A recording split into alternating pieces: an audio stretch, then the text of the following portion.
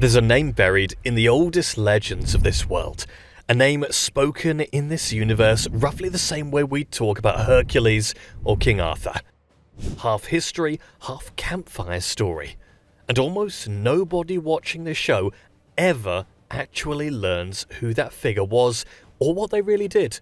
So this is the famous Book of Brothers. All the great deeds of all the great kings, Garth, huh? So today, we're doing something different. We're going back 12,000 years, past the Targaryens, past the Andals, all the way to the first humans who ever set foot on the continent. And we're putting out the 10 individuals who, across the entire span of recorded history, held the most genuinely terrifying power in their hands. Let's go back to the beginning.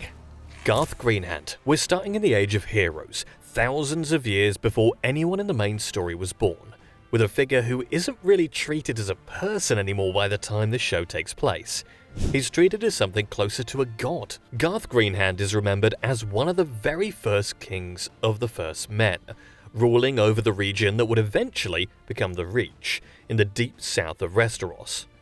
But what separates Garth from every other early king isn't conquest or politics, it's an ability tied directly to the land itself.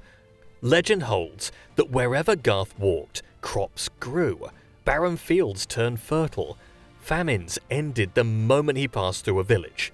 Some versions of the legend even claim he had antlers growing from his head, or that vines and flowers sprouted in his footprints. Whether every detail of that legend is literal truth or thousands of years of exaggeration is something nobody in Westeros can actually verify. And that uncertainty is part of what makes Garth so interesting. He sits right at the edge of where verified history ends and pure myth begins. But here's the part that actually matters for the rest of the story. An enormous number of the great houses of the Reach, the most fertile and agriculturally powerful region in the entire Seven Kingdoms, claim direct descent from Garth Greenhand. House Tyrell, House Florent, House Tarly. Their family trees all trace backward generation after generation to a single man who, according to legend, could make the entire land itself bend toward abundance. If there's any truth buried inside that legend, it would mean Garth Greenhand represents one of the earliest and clearest examples of something this world keeps returning to again and again. A single person whose connection to the natural world itself functioned as a kind of power that conventional armies simply couldn't compete with. But Garth's magic was nothing compared to what was happening at the exact same time, a few hundred miles west, where another founding king was getting his start in a way that had nothing to do with magic at all, and everything to do with being the most convincing liar the Seven Kingdoms had ever produced. Lann the Clever. Sticking with the Age of Heroes, but moving west to the Westerlands, home of the richest and most gold-soaked region in the entire Seven Kingdoms, and the man credited with claiming that land in the first place didn't do it with an army at all. Lann the Clever is remembered, above almost anything else, as a trickster. According to the oldest stories, Casterly Rock, a massive stone fortress carved directly into a mountain, eventually home to House Lannister for thousands of years, originally belonged to House Casterly. Lann didn't conquer it. He's said to have talked his way inside, tricked the family living there into leaving, and then simply claimed the entire fortress along with everything inside it for himself, without a single drop of blood spilled in the process. Some versions of the story go even further, claiming Lann once stole the literal shadow of a giant, and convinced the sun itself to hand over its golden light, leaving the Westerlands soaked in precious metal as a result. Most of these details are obviously exaggeration, layered on top of exaggeration across thousands of years of retelling. But the core ideas, that a man took one of the most valuable pieces of land in the entire world purely through wit, charm, and manipulation rather than military force, became the founding myth of an entire house. And it's a myth that turns out to matter a lot more than it first appears. Because thousands of years later, when Tywin Lannister is running the Seven Kingdoms through fear, leverage, and gold rather than open warfare, he's not inventing a new kind of power, he's repeating, almost exactly, the exact same formula his family's founding legend was built on. The trick changes shape every generation, but the Lannisters have been winning through cleverness instead of swords since before recorded history in Westeros really begins. So, if a man with no magic and no army could take the richest fortress in Westeros through nothing but wit, what does it say about the next legendary builder on this list? A man who didn't just take a castle, he raised one of the largest structures the world has ever seen, stone by stone, with his own hands. Bran the Builder. Now we get to a name that's going to come back around in a very specific way by the end of this list, because this is the legend that the show is quietly building toward across its entire runtime, even though almost nobody clocks it while it's happening. Bran the Builder lived during the Age of Heroes, a generation after the first men had already settled across Westeros, and he's credited with two of the single largest construction achievements in the entire history of this world. The first is Winterfell, the ancestral seat of House Stark, a castle so old that nobody by the time of the main story actually knows its true age. Built with hot springs running beneath its walls to keep it warm through brutal northern winters that can last for years at a time. The second achievement is even larger. According to legend, Bran the Builder designed and oversaw the construction of the wall itself, a structure stretching for hundreds of miles across the entire northern border of Westeros, built from solid ice, standing taller than almost any fortification ever constructed by human hands anywhere in the known world. Legend holds he didn't build it alone. He's said to have had help from giants who possessed strength no ordinary man could match, and from the Children of the Forest, whose magic may have reinforced the ice itself to keep it from ever fully melting or crumbling, even after thousands of years. The wall wasn't built as a border decoration. It was built for one specific purpose: to stop whatever remained of a far older enemy's power from ever marching south again. Bran the Builder's entire legacy exists because of a war so catastrophic that an entire civilization decided the only solution was the largest defensive structure ever attempted. Here's where it gets genuinely fascinating. Thousands of years later, a boy is born into House Stark and given the name Brandon, Bran for short, the very same name as the legendary builder his family claims descent from. The name was never a coincidence, and we'll get back to exactly why later on this list. But first, we need to talk about the actual war that made the wall necessary in the first place, because the legend tied to that war is the one that ends up explaining nearly every major plotline in the entire show. The Last Hero. This is where the deep mythology of this world stops being background flavor and starts directly explaining everything that happens in the main story, because almost every major plotline involving prophecy, resurrection, and the war against the dead is, in one way or another, a retelling of this single ancient legend. During the original Long Night, thousands of years before the show begins, the world was plunged into darkness for what some accounts describe as an entire generation without a true sunrise. An army of the dead swept south, and human civilization across Westeros came close to total extinction. According to legend, as the situation grew more desperate, a lone figure set out into the frozen wilderness with a small group of companions, searching for the scattered, near-extinct children of the forest, hoping their ancient magic could somehow turn the tide of the war. One by one, this figure's companions died on the journey, to cold, to the dead, to despair, until only one person remained, pressing forward alone through a frozen landscape that had already claimed everyone who set out with him. Eventually, that lone survivor found the Children of the Forest, and through that alliance, the final battle against the army of the dead was fought and won in a confrontation remembered as the Battle for the Dawn. The figure became known across Westerosi history simply as the Last Hero, and the story became fused over thousands of years of retelling with another legend entirely, one that originated not in Westeros but in the eastern lands across the Narrow Sea. That second legend describes a warrior named Azor Ahai, who forged a magical sword called Lightbringer through an act of devastating personal sacrifice, using that weapon to defeat darkness itself during an earlier age of the world. Over centuries, the line between these two legends blurred so completely that by the time the main story takes place, religious scholars genuinely can't agree on whether they were ever the same person, two different people, or pure coincidence led across separate cultures. What makes this entry so significant isn't just the ancient story, it's how directly it gets replayed, almost beat for beat, thousands of years later. Melisandre spends years convinced Stannis Baratheon is this prophecy reborn.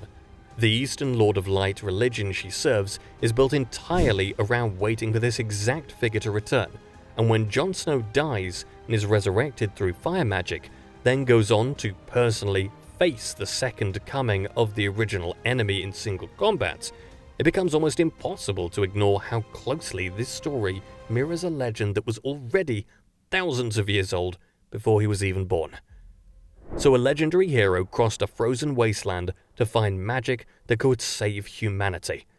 But to understand where the other side of that magic actually came from, the dragons, the fire, the empire that eventually produced Westeros' most famous family, we need to leave the continent entirely and go somewhere that doesn't even exist anymore by the time the show begins. The Doom of Valyria. To understand where dragons and the entire Targaryen dynasty actually came from, you have to go to a civilization that no longer exists by the time the main story even begins. A civilization so far beyond everyone else in this world, technologically and magically, that its sudden destruction remains to this day one of the greatest unsolved mysteries of the entire saga. The Valyrian Freehold rose to power roughly 5,000 years before the events of the show, built around a chain of volcanic mountains known as the 14 Flames. Valyrian dragon lords didn't just tame dragons, they were the only civilization in recorded history to figure out how to breed them, ride them, and use them as the backbone of an empire that eventually stretched across most of the known Eastern world. Their architecture, their steel, their understanding of magic, almost everything about Valyria operated on a level no other civilization before or since has matched. And then, in a single catastrophic event, it was gone.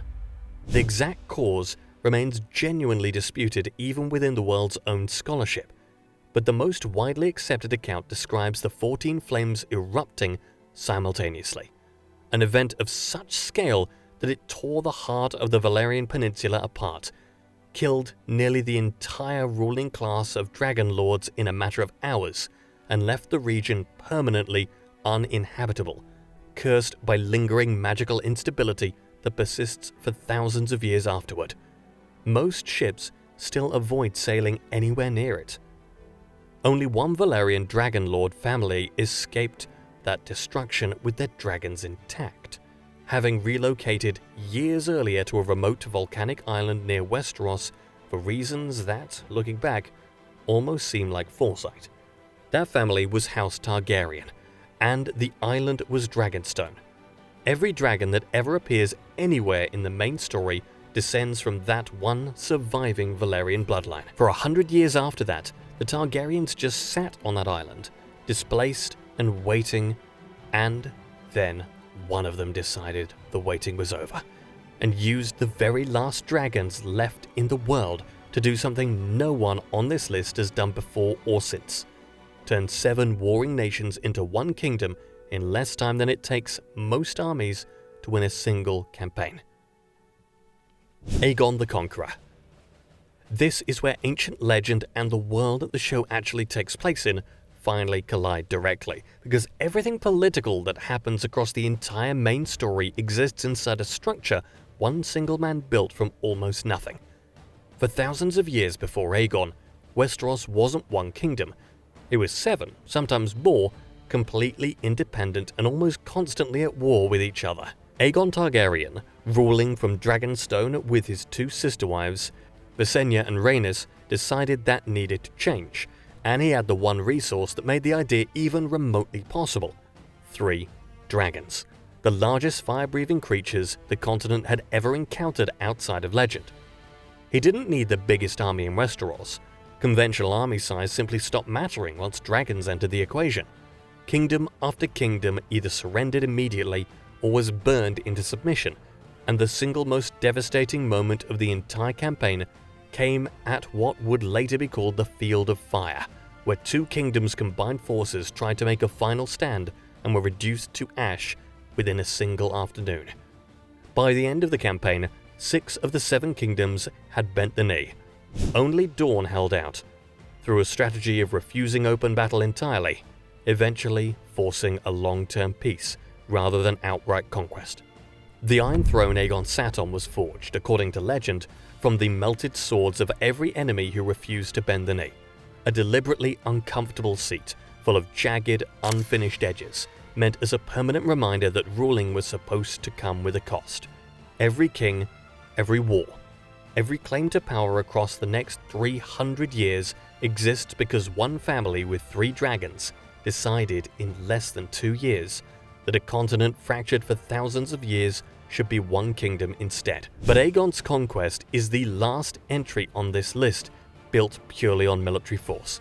Everything from here forward is about something stronger, a kind of power that doesn't come from dragons or armies at all, but from a connection to magic so old it predates the Targaryens, predates the First Men, and stretches all the way back to the very beginning of this list. Bloodraven, the Three-Eyed Raven. This is where the legend of the Children of the Forest, the Greenseers, and the Weirwood network stops being ancient history and becomes something a living character in the main story can actually access directly. And it happens because of a man born nearly 200 years before the show even begins. Brynden Rivers, known to history as Bloodraven, was the bastard son of a Targaryen king, and during his life he served as Hand of the King and later Lord Commander of the Night's Watch, building one of the most feared spy networks the Seven Kingdoms had ever seen. But his real significance starts after he ventured north of the Wall, deep into the haunted forest, searching for the last surviving children of the forest, the same near-mythical people connected to Garth Greenhand's legend, the same people who helped build the Wall alongside Bran the Builder, the same people tied to the very origins of the army the last hero once fought.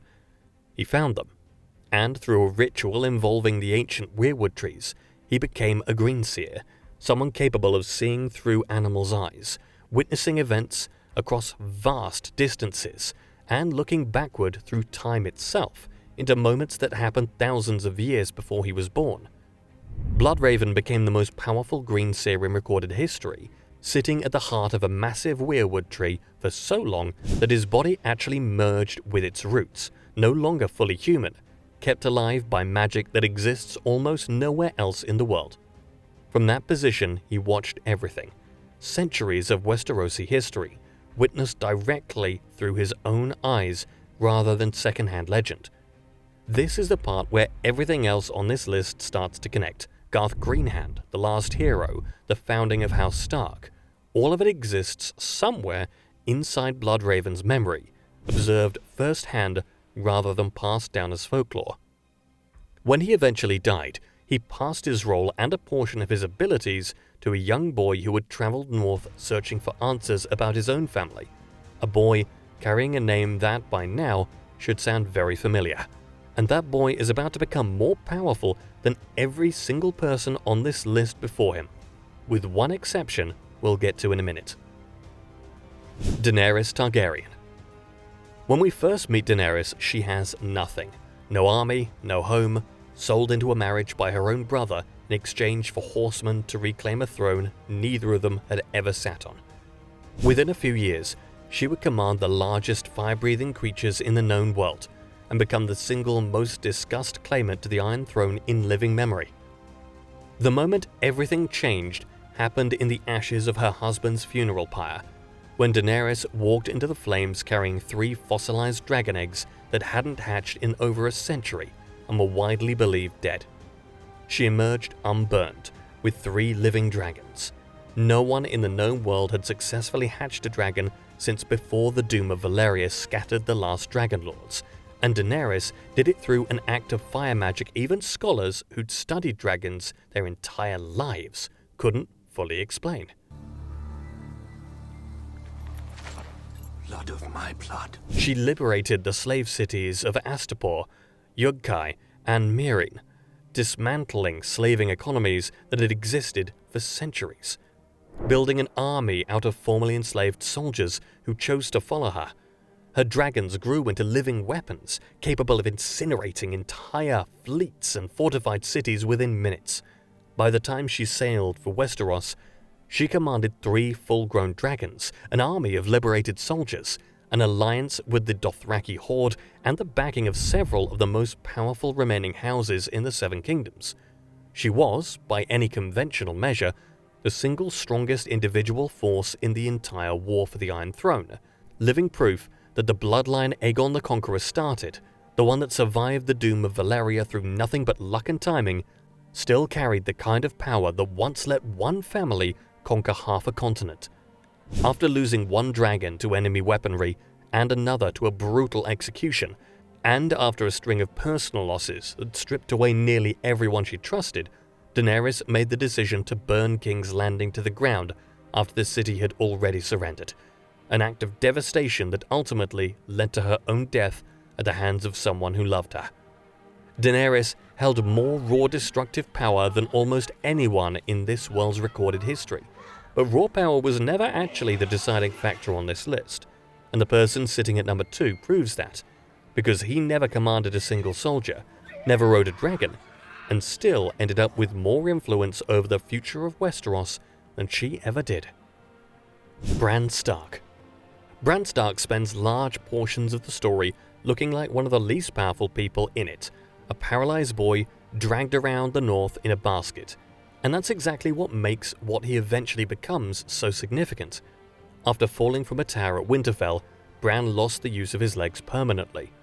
What he gained, over years spent traveling north of the Wall, guided eventually by Bloodraven himself, was a connection to the exact same weirwood network that made the Children of the Forest as powerful as legend always claimed. The same magic woven into the founding stories of his own family going back to Bran the Builder, and the same ancient war that shaped the last hero's entire journey. Through that connection, Bran can witness events from anywhere in Westeros, at any point, across the continent's 12,000-year recorded history. He witnessed firsthand whether Garth Greenhand's legend held any truth, whether the last hero's journey actually happened the way it was retold for thousands of years, and the real, literal circumstances of his aunt Lyanna's death, and Jon Snow's true parentage, centuries after the event occurred.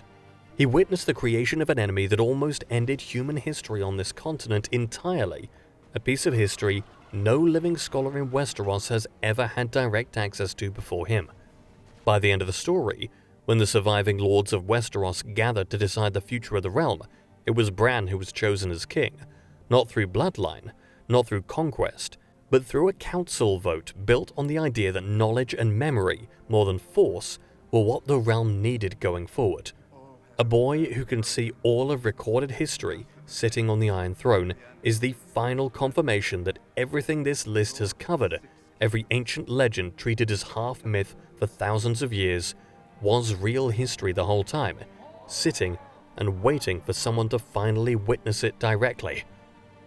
It's worth being honest about how that moment actually landed with the audience, because the reaction was nowhere near unanimous.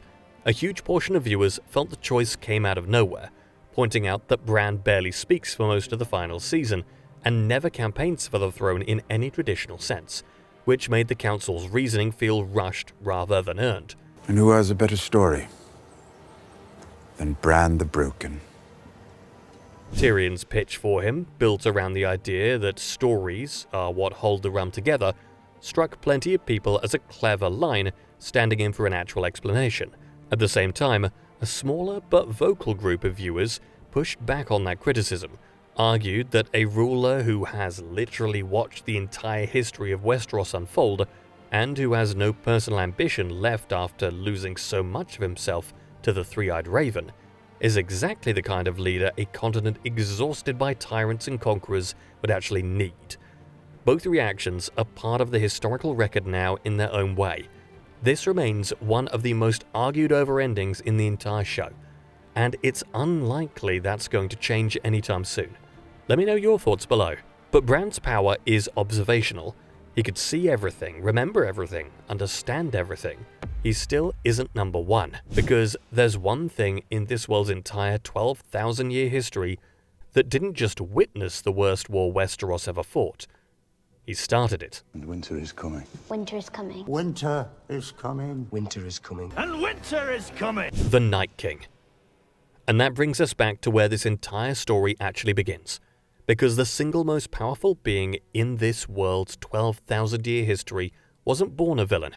He was created as a desperate weapon during the earliest era of recorded history by the very people who would spend the rest of their existence regretting it.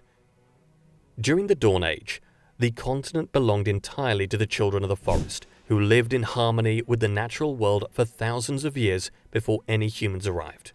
When the first men crossed over and began cutting down the weirwood trees the children considered sacred, a brutal war broke out. A war the children, vastly outnumbered, were losing badly.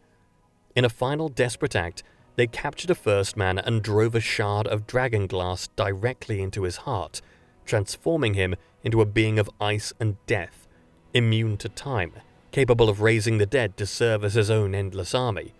They created him as a weapon, and almost immediately, that weapon turned against everyone. The war that followed, the Long Night, nearly ended human civilization on the continent entirely. The same war that created the legend of the last hero, the same war that forced an alliance between the first men and the children of the forest, and the same war that resulted in the construction of the wall under Bran the Builder, specifically to make sure whatever remained of this being's power could never march south again. For thousands of years, that purpose held. Then, deep in the main story, this same threat returned, marching south with an army that grew larger with every village it passed through, demonstrating a level of strategic intelligence that unsettled even the people fighting against him, deliberately marking a living child to draw out and isolate Bran Stark, the single living person whose knowledge of the past represented the greatest threat to him.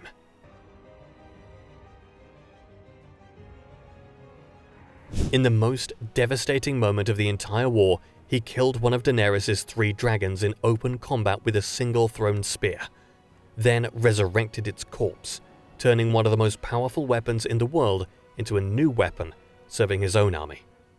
When the final battle came at Winterfell against the combined forces of nearly every surviving house in the north and south, it was decided not by armies or dragons, but in a single moment by Arya Stark, striking him down in the space of a second, ending a threat that had been building for 12,000 years. That moment split the audience almost as sharply as Bran's coronation did. Most viewers argue that handing the kill to Arya instead of Jon Snow undercut years of setup around Jon's parentage, his resurrection, and the prophecy of a hero reborn from fire and ice, all of which seemed to be building toward him specifically being the one to end it. Some also pointed out that the Night King, after thousands of years of build-up as an unstoppable, almost unkillable threat, went down to a single dagger strike with very little resistance, which felt like an anti-climax after everything that came before it. Let me know what you think. The Night King never wanted a throne. He represented something older and simpler than political power, an ending, total and final, for everyone and everything. And across this entire saga's 12,000-year history, nothing else ever came close to matching that. So there you have it. 10 figures spread across 12,000 years, from legendary kings whose stories blur into myth, to the characters who spent the entire main story quietly proving those myths were true the whole time. If you made it this far, you clearly care about this world as much as I do. So do me a favor, hit that like button, and if you're not subscribed yet, get subscribed, because I'm going a lot deeper into the history in the videos coming next. If there's an older legend you think deserves a spot on this list, drop it in the comments, because the world has thousands of years of history we haven't even scratched the surface of yet.